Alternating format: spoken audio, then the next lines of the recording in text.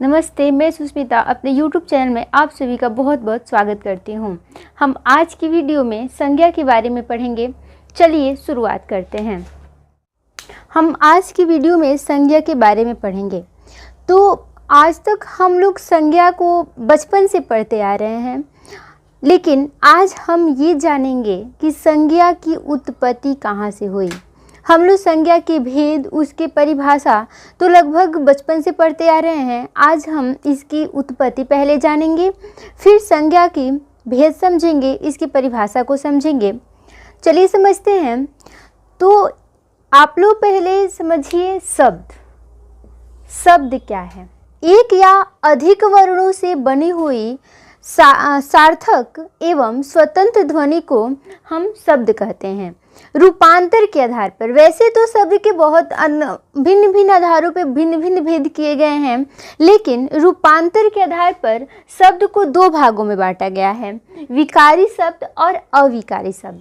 अविकारी शब्द को ही हम अव्यय के नाम से भी जानते हैं। अब हम समझेंगे विकारी शब्द क्या होते हैं। ऐसे शब्द जिनके रूप में लिंग, वचन, कारक और काल के अनुसार परिवर्तन नहीं होता, उन्हें हम विकारी शब्द कहेंगे। और अविकारी शब्द ऐसे शब्द कहलाते हैं जिनके रूप में लिंग, वचन, कारक और काल के अनुसार परिवर्तन हो जाता है। अब हम समझेंगे कि परिवर्तन किन शब्दों में परिवर्तन होता है और किन शब्दों में नहीं होता। तो हमने परिभाषा के अनुसार पढ़ा कि विकारी शब्दों में तो परिवर्तन हो जाता है, लेकिन अविकारी शब्दों में परिवर्तन नहीं होता। तो विकारी शब्द का उदाहरण हम किस शब्दों से लें? तो जैसे मानिए हम एक उदाहरण लेते हैं विकारी शब्द का। छोटा सा उदाहरण ले, लड़का।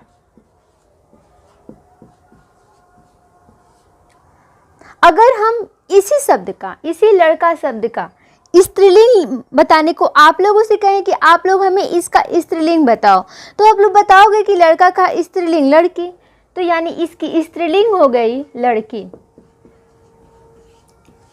अगर इसका बहुवचन पूछा जाए तो लड़का का बहुवचन हो जाएंगे लड़के।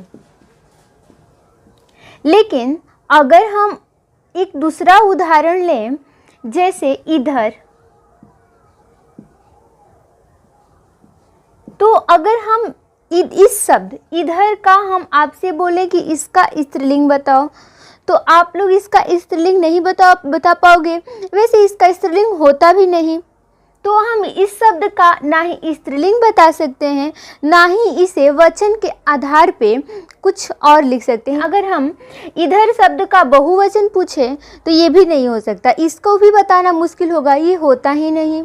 यानी अविकारी शब्द वैसे शब्द होते हैं जो सर्वथा एक सा होते हैं, जिनमें कभी परिवर्तन होता ही नहीं, और विकारी शब्द वैसे शब्द होते हैं जिनमें परिवर्तन होता रहता है। तो हम आते हैं, विकारी शब्दों को 4 भागों में बांटा गया है। ये 4 भाग होते हैं संज्ञा, सर्वनाम, विशेषण और क्रिया। तो आज हम लोग हमारी आज की वीडियो में हम संज्ञा के बारे में पढ़ेंगे, इसके भेदों को समझेंगे, इसके परिभाषा को जानेंगे, और किस तरह के क्वेश्चन हमारे एग्ज़ाम में पूछे जाते हैं इस टॉपिक से रिलेटेड आज हम वो भी जानने की कोशिश करेंगे। तो सबसे पहले हम संज्ञा की परिभाषा को समझेंगे। संज्ञा किसे कहते हैं? तो संज्ञा की परिभाषा की तरफ अगर हम ध्यान दें तो किसी व्यक्ति, वस्तु, स्थान या भाव के नाम को संज्ञा कहते हैं। इन चारों चीज़ों में जब हम व्यक्ति, वस्तु, स्थान या भाव, इन चारों शब्दों को लेते हैं तो इनमें दुनिया की सारी चीज़ें आ जाती हैं। लेकिन इन सारी चीज़ों को हम अलग अलग भागों में वर्गीकृत करते हैं। इन्हीं 4 शब्दों में हमें विकारी शब्द के चारों भेदों को पढ़ना है। इस संज्ञा को भी अलग करना है, इसमें सर्वनाम को भी अलग करना है, विशेषण को भी अलग करना है और क्रिया को भी अलग करना है। लेकिन सबसे पहले हम संज्ञा को ही समझते हैं। संज्ञा को जब हम वर्गीकृत करते हैं, इसके भेदों को जानते हैं, तो संज्ञा का वर्गीकरण 2 आधारों पर किया गया है। पहला इसका आधार होता है उत्पत्ति के आधार पे। उत्पत्ति को ही हम व्युत्पत्ति के नाम से भी जानते हैं। उत्पत्ति के आधार पे संज्ञा को 3 भागों में बांटा जाता है, व्यक्तिवाचक संज्ञा, गणनीय संज्ञा और अगणनीय संज्ञा। अब व्यक्तिवाचक संज्ञा, तो ऐसी ऐसी संज्ञा जिससे किसी खास व्यक्ति का बोध हो उसे व्यक्तिवाचक संज्ञा कहेंगे। गणनीय संज्ञा ऐसी संज्ञा या फिर ऐसी वस्तुएं जिनकी गणना की जा सके वो हुई गणनीय संज्ञा, और ऐसी वस्तुएं जिनका गणना नहीं हो सकता वो हो गई अगणनीय संज्ञा। तो अगर हम इसका उदाहरण लें तो व्यक्तिवाचक संज्ञा कोई भी निश्चित व्यक्ति या फिर कोई खास व्यक्ति जिस शब्द से किसी खास व्यक्ति का बोध हो वो हो गया व्यक्तिवाचक संज्ञा। जैसे मोहन, राम, ये क्या हुआ, ये कोई व्यक्ति है, कोई पर्सन्स है, तो ये आ गए व्यक्तिवाचक संज्ञा की श्रेणी में। अब आया गणनीय संज्ञा। गणनीय संज्ञा मतलब ऐसी संज्ञा जिसकी गणना की जा सकती है। जैसे हम मेज लेते हैं, इसका उदाहरण हम मेज से ले सकते हैं या फिर कुर्सी से लें। तो इन दोनों वर्ड शब्दों को, मेज को भी हम गिन सकते हैं, कुर्सियों को भी हम गिन सकते हैं।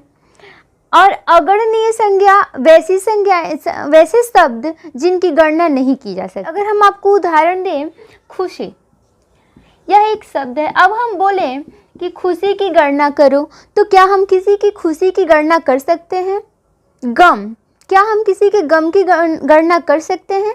इन चीज़ों की गणना नहीं हो सकती। इसके साथ साथ अगर हम द्रव्य की बात करें तो ऑयल, तेल हो गया, पानी हो गया, दूध हो गया, इन सारी चीज़ों को हम गणना नहीं कर सकते, इन सारी चीज़ों को हम गिन नहीं सकते। तो ये अगणनीय संज्ञा की श्रेणी में आती हैं। अर्थ के आधार पे अगर हम संज्ञा का वर्गीकरण करें तो अर्थ के आधार पे संज्ञा को 5 भागों में वर्गीकृत किया गया है।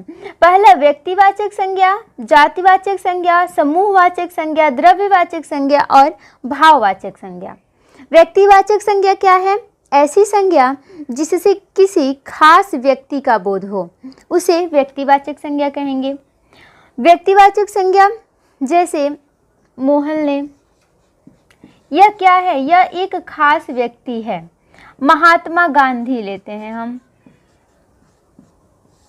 महात्मा गांधी भी क्या थे? एक व्यक्ति थे, खास व्यक्ति थे, इनका एक अपना व्यक्तित्व था। तो ये व्यक्तिवाचक संज्ञा की श्रेणी में आते हैं।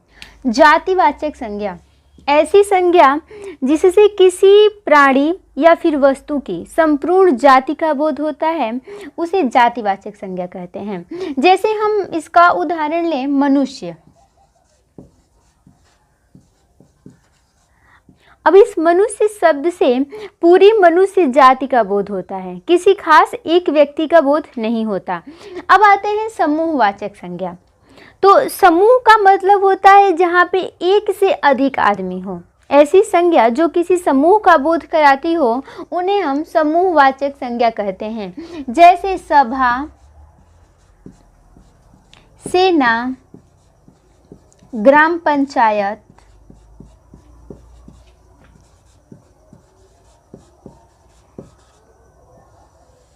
इत्यादि। तो अब हम लेते हैं सभा। तो सभा में हम जानते हैं एक मनुष्य, एक आदमी तो होगा नहीं, सभा में अनेकों होंगे। ठीक इसी तरह किसी एक जवान से मिलके सेना नहीं बनती। जब बहुत सारे जवानों की टुकड़ियां मिलती है तो सेना का निर्माण होता है। ग्राम पंचायत, किसी एक सदस्य से ग्राम पंचायत का निर्माण नहीं होता। ग्राम पंचायत के निर्माण में भी बहुत सारे सदस्यों का समूह होता है, तब जाके ग्राम पंचायत का निर्माण होता है। चौथा आता है द्रव्यवाचक संज्ञा। द्रव्य यानी धातु।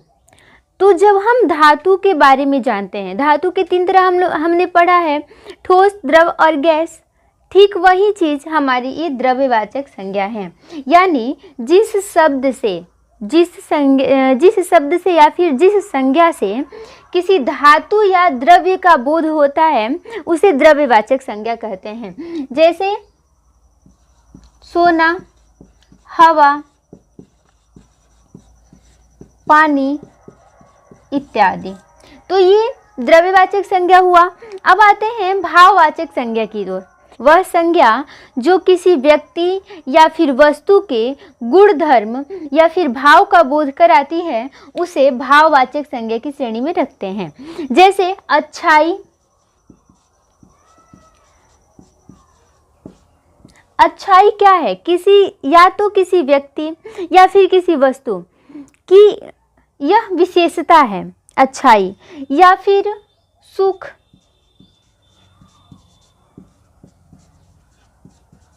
दुख, ये क्या है? ये भाव की श्रेणी में आते हैं।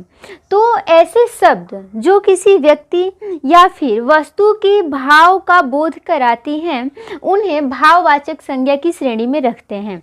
तो आज हमने संज्ञा का वर्गीकरण दो आधारों पे पढ़ा, उत्पत्ति के आधार पर और अर्थ के आधार पे। विद्वानों ने ज़्यादा तर्कसंगत अर्थ के आधार पे ही संज्ञा के भेद को माना है। ऐसे हम लोग को जब हम हिंदी पढ़ रहे हैं तो हमें उत्पत्ति के आधार पे भी पढ़ना होता है। इसके साथ साथ जो हम उत्पत्ति के आधार पे संज्ञा के भेद पढ़े हैं, इसका उपयोग हमारी परीक्षाओं में भी हो जाता है। कभी कभी कहीं क्वेश्चन आ जाते हैं कि निम्नलिखित में से गणनीय संज्ञा कौन है। तो वैसे हम अगर अर्थ के आधार पर सिर्फ इसका भेद पढ़ें तो हम गणनीय संज्ञा को नहीं समझ सकते। लेकिन अब हमारी परीक्षाओं में अगर ऐसे क्वेश्चन आते हैं कि निम्नलिखित में से गणनीय संज्ञा कौन है, तो अब हम इसके बारे में बता सकते हैं कि वैसी संज्ञा जिसकी गणना की जा सकती हो, यानी हम उसके उत्तर में, उसके विकल्प में हम वैसी चीज़ों को ढूंढेंगे जिनकी गणना की जा सके और उन्हें हम गणनीय संज्ञा की श्रेणी में रख सकते हैं। आज की वीडियो के लिए इतना ही। हाजिर होते हैं आपके सामने एक नए टॉपिक के साथ। तब तक अगर आपको हमारी वीडियो अच्छी लगे तो इसे लाइक करें, कमेंट करें ताकि हमारा उत्साह बढ़े। साथ ही साथ आप हमारे चैनल को सब्सक्राइब भी ज़रूर करें। धन्यवाद।